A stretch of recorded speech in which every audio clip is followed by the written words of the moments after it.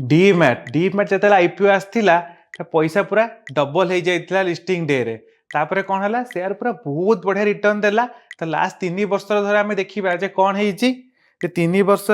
सेल्सटा 28% compounding growth होती प्रॉफिटटा 32% growth होती compounding हेले share price -8% return on equity 14% किंतु एटी शेयर प्राइस बढ़ीनी। तो कौन पाई जिते फास्ट आईपीओ आसिला परे एते जोरे क्रेज है शेयर वैल्यूएशन एते अधिक बढ़ीगला कहते री रेटिंग जे बहुत बढ़ीगला बहुत वर्ष साइडवेज पलैब ना मार्केट डाउन हो शेयरटा से मन रखु जे निजे धर स्टॉक बायस कर पोर्टफोलियो निजे बनाऊँ बहुत जिनस निजे शिखा पड़ो जदि से सब जानी ना म्यूचुअल फंड इन्वेस्ट करूँ बहुत वीडियो गोटे सजेसन दिए जे म्यूचुअल फंड आपको बहुत रिस्क रु बचेदेव किंतु आप निजे मन इच्छा बाय करेंगे किसी न जाणिकिना